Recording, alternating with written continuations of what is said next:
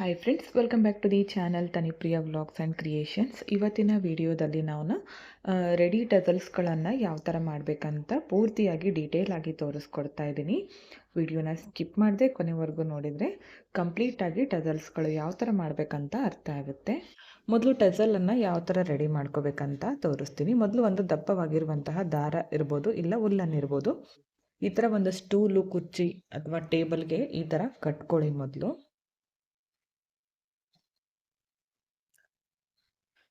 ಈ ಥರ ದಾರನ ಕಟ್ಕೋತೀನಿ.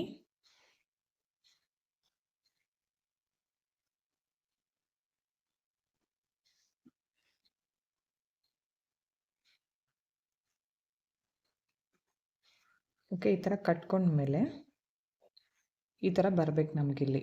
ಒಂದು ಯಾವುದಾದ್ರೂ ದಾರನ ಕಟ್ಕೊಳ್ಳಿ.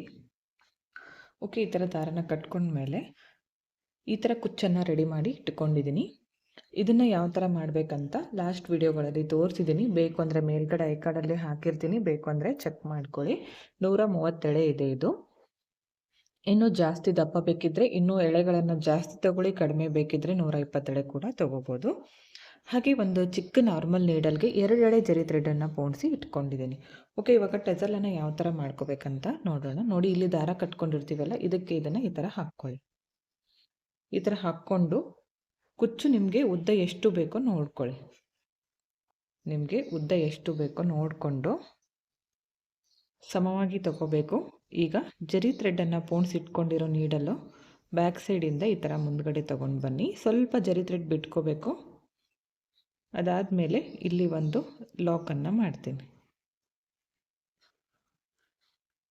ಅದಾದಮೇಲೆ ಒಂದು 3ರಿಂದ 4 ಸಲ ಈ ಥರ ಸುತ್ಕೋತೀನಿ ಜರಿ ಥ್ರೆಡ್.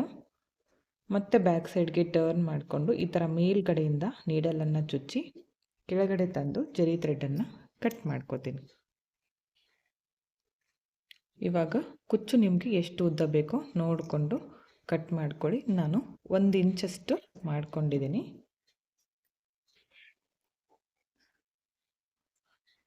ನೋಡಿ, ಕರೆಕ್ಟಾಗಿ 1 ಇಂಚಷ್ಟಿದೆ. ನಾನು ಹಂಗೆ ಅಂದಾಜು ಮೇಲೆ ಕಟ್ ಮಾಡ್ಕೊಂಡಿದ್ದೀನಿ.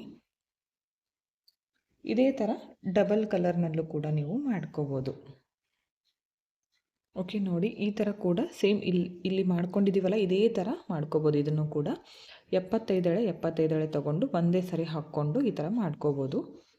ಇವಾಗ ನಾನು ಡಬಲ್ ಕಲರ್ನಲ್ಲಿ ಮಾಡ್ಕೋತೀನಿ. ಇನ್ನೊಂದು ರೆಡ್ ಕಲರ್ ತೊಗೊಂಡಿದ್ದೀನಿ. ಇದು ಕೂಡ ಅಷ್ಟೇ 130 ಎಳೆ ಇದೆ. ಇದಕ್ಕೂ ಇವಾಗ ಬ್ಯಾಕ್ ಸೈಡಿಂದ ಈ ಥರ ನೀಡಲನ್ನು ತಂದು ನೋಡಿ, ಈ ಥರ ಹೂ ಕಟ್ತೀವಲ್ಲ, ಈ ಥರ ಲಾಕ್ ಮಾಡ್ಕೋತೀನಿ.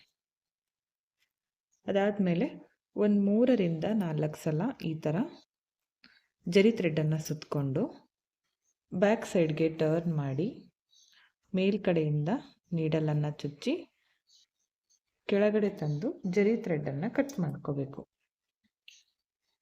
ಈಗ ಫಸ್ಟ್ ಒನ್ ಎಷ್ಟು ಉದ್ದಕ್ಕೆ ಕಟ್ ಮಾಡ್ಕೊಂಡಿದ್ದೀನೋ ಇದನ್ನು ಕೂಡ ಅಷ್ಟೇ ಉದ್ದಕ್ಕೆ ಕಟ್ ಮಾಡ್ಕೋತೀನಿ. ನೋಡಿ, 2 ಸಮವಾಗಿ ಬಂದಿದೆ. ಈ ಥರ ಒಂದು ಸ್ವಲ್ಪ ಮಾಡಿ ತೋರಿಸ್ತೀನಿ ನಾನು. ನೀವು ಸೀರೆಗೆ ಮಾಡ್ತಾ ಇದ್ದರೆ ಮೊದಲೇ ಮಾರ್ಕ್ ಮಾಡಿ ಇಟ್ಕೊಳ್ಳಿ, ಎಷ್ಟು ಬೇಕು ನಿಮಗೆ ಅಂತ ಗೊತ್ತಾಗುತ್ತೆ. ಅಷ್ಟು ಟಜಲ್ಸ್ಗಳನ್ನು ನೀವು ಸೀರೆಯ ಕಲರ್ ಕಾಂಬಿನೇಷನ್ ನೋಡಿ ಮಾಡ್ಕೋಬೋದು. ಈಸಿ ರೀತಿಯಲ್ಲಿ ಟಜಲ್ಸ್ಗಳನ್ನು ಯಾವ ಥರ ಮಾಡಬೇಕಂತ ತೋರಿಸ್ಕೊಟ್ಟಿದ್ದೀನಿ. ಈ ವಿಡಿಯೋ ನಿಮಗೆ ಇಷ್ಟ ಆಗಿದ್ದರೆ ಒಂದು ಲೈಕ್ ಮಾಡಿ, ಹಾಗೆ ಫ್ರೆಂಡ್ಸ್ಗಳಿಗೆ ಶೇರ್ ಮಾಡಿ. ನೋಡಿ, ಇಲ್ಲಿ 5 ಟಜಲ್ಸ್ಗಳನ್ನು ರೆಡಿ ಮಾಡ್ಕೊಂಡಿದ್ದೀನಿ. ಇದನ್ನು ಈಗ ಕಂಪ್ಲೀಟ್ ಆದಮೇಲೆ ನಾವು ಇಲ್ಲಿ ದಾರನ ಕಟ್ಕೊಂಡಿರ್ತೀವಲ್ಲ, ಅದನ್ನು ಬಿಚ್ಕೊಂಡು ಅದರ ಹೊರಗಡೆ ಈ ಥರ ತೆಗೆದ್ರೆ ಟಜಲ್ಸ್ಗಳು ರೆಡಿ ಆಗುತ್ತೆ. ನೋಡಿ, ಈ ಥರ ತಕ್ಕೊಂಡು ಬಿಟ್ಟರೆ ಆಯಿತು. ಸಿಂಪಲ್ಲಾಗಿ ಮಾಡ್ಕೋಬೋದು ಟಜಲ್ಸ್ಗಳು. ಅರ್ಥ ಆಯ್ತು ಅನ್ಕೋತೀನಿ ಯಾವ ಥರ ಮಾಡಬೇಕಂತ. Thank you friends, thank you for watching. Thank you.